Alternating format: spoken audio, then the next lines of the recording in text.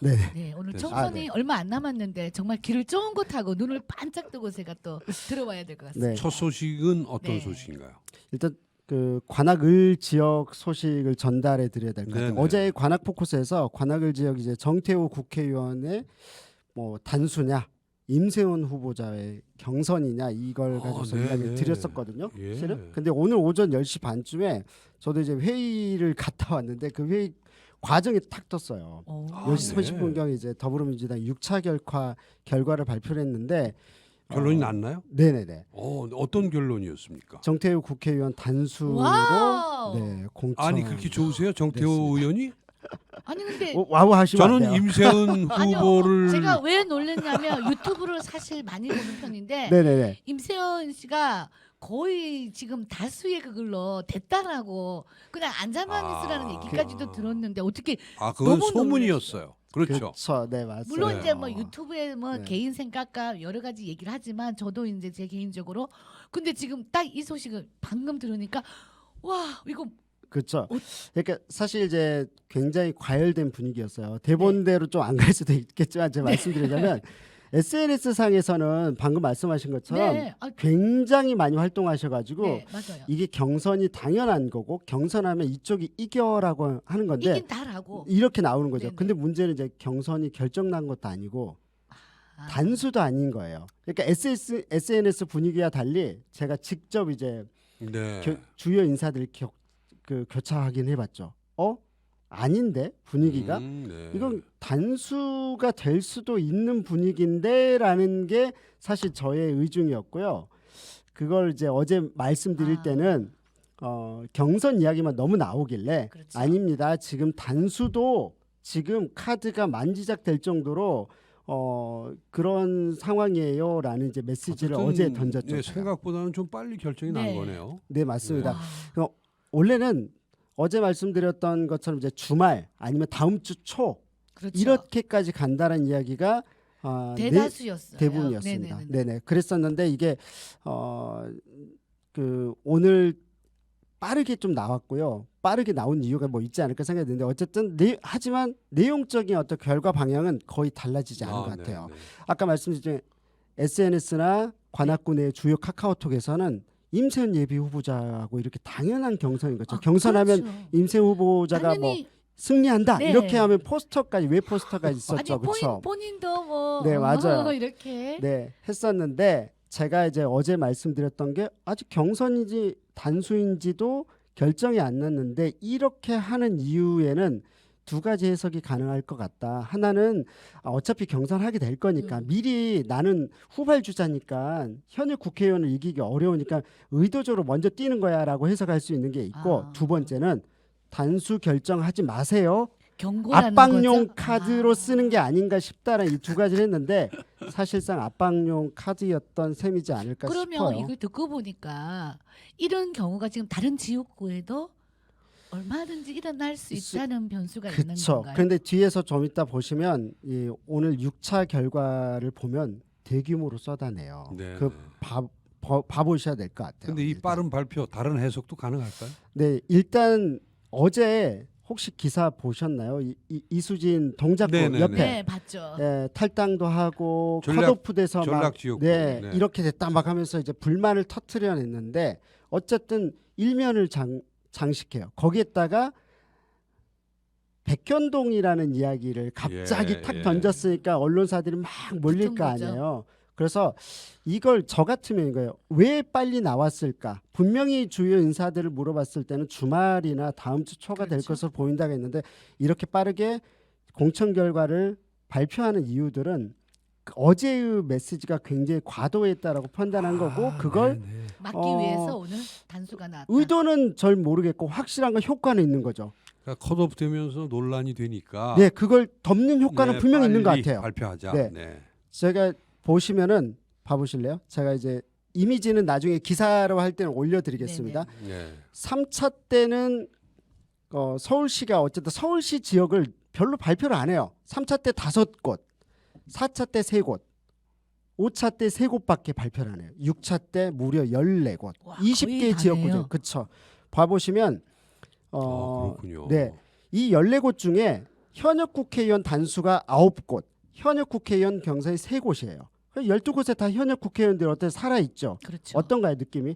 그러네요. 아, 현역 국회의원이 모두가 컷오프 되는 게 아니야. 그렇군요. 대부분 살아남겨 있어서 네, 무슨 네. 소리야. 이수진 대표가 국회의원이 이렇게 된 건 그냥 그중에 그냥 하나일 뿐이야. 네. 라는 메시지도 있을 것 지금 같고요. 경선 지역구들도 꽤 나오네요. 네네, 뭐 맞습니다. 3인 경선도 있고 네네네. 치열하더라고요. 경선도 그쵸. 있고. 네. 네. 단수가 이렇게 많다라는 건 아니 그만큼 그저 현역 국회의원이 살아 있잖아요. 어차피 거기는 확정된 또 장소잖아요. 아니 근데 그 네. 10% 20% 이제 발표되면서 반발들도 많이 심하지 않았습니까? 어쨌든 경선에는 현역 의원들이 대개 참가할 수 있게 그렇게 그렇죠. 발표가 단수나 됐군요. 경선 이렇게 그것도 네. 무더기로 뽑아냈으니까 아무래도 그 메시지의 무게 중심이 이쪽으로 그렇죠. 이동되는 효과는 분명히 있는 것 같아요. 정태호 의원으로 단수 공천이 되면서 예비 후보자 지지달끼리 과열된 분위기가 있었는데 어쨌든 이제는 정리가 된 듯 싶어요. 네네. 이제 네. 물론 이제 참 고생하신 예비 후보자들을 지지했었던 당사자는 맥 빠진 결과일 수 있겠는데 어쨌든 이런 부분들이 있다라는 것. 그래서 네. 하여튼 뭐 저희들이 전달한 거 결국은 청취자분들이나 지역 주민들한테 즐거움을 주는 게 포인트잖아요. 그렇죠. 네. 사실 그래서 이런 해석들을 좀 이렇게 전달해 드리는 거고 어쨌든 관악을 지역은 현재 그 정태호 더불어민주당 정태호 국회의원이 단수로 단수. 공천된 거고 그러면 또 갑은요? 예, 갑 지역만 현재 더불어민주당 유기영 박민규의 경선이 나와 있고 26일 다음 주 월화수 여론조사가 있습니다. 이때 지역 주민도 참여를 할 수 있어요. 네네. 네, 결국 그렇다는 건 뭐냐면 지역 주민들이 한 번 더 자신들의 의견을 피력하는 거니까 네, 피력하는 게 어쨌든 총선 중요하지 앞두고 않을까. 굉장히 또 이렇게 열기가 뜨거워지는데 다음 소식도 들어볼까요? 네네. 어제 보니까 제가 유튜브나 SNS 사실 많이 보는 편이라 네, 네, 고소고발 많이 또 듣고 있거든요. 유정희 시의원. 네, 네. 더불어민주당이죠. 관악을 지역에 공교롭게도 관악을 지역에 유정희 시의원 건입니다. 뭐 네.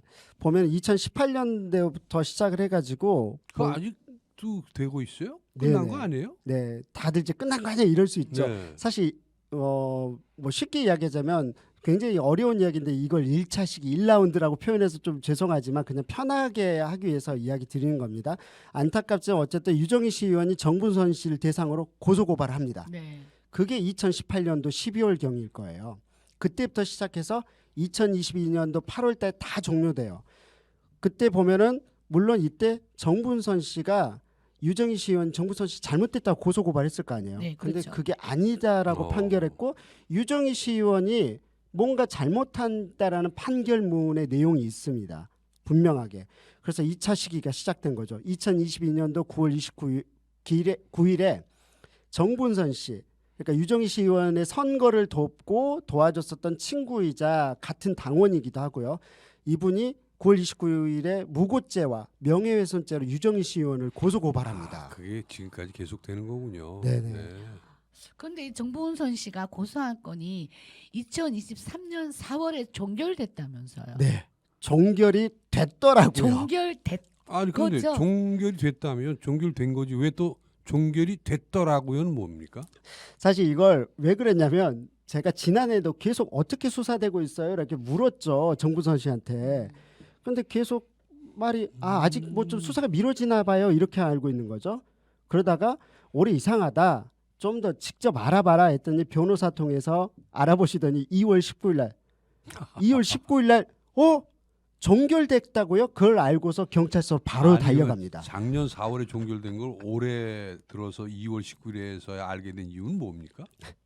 이게 솔직히 석연치 않은 건지 어떤 건지는 알 길이 없어요. 확실한 건 문제는 이제 그 종결이 났으면 종결되는 종결 통지서가 그렇죠. 발송이 딴딴딴. 되잖아요. 네. 발송이 되는데 이걸 못 받으신 거예요. 아. 못 받고 있었고 그러니까 당연히 수사가 되고 있다고 생각했었고 변호사한테도 검사가 할 때는 양쪽 다 가는데 대리인한테도 가는데 이게 경찰 측에서 했을 때는 대리인한테 안 갔던 거죠. 그러면 정분선 씨는 어떤 모르고 계획이- 있었던 거예요. 몰랐어요. 그러니까 자기는 그래서 이건 의도가 있는 거 아니냐로 보시는데 제가 경찰서에 다시 물어봤어요. 고소고발해요? 네네 고소고발 하겠다라고 했고 경찰 측도 이거는 자기들은 그냥 정상적으로 했는데 전달이 안 됐다. 알고 보니까 이런 거예요.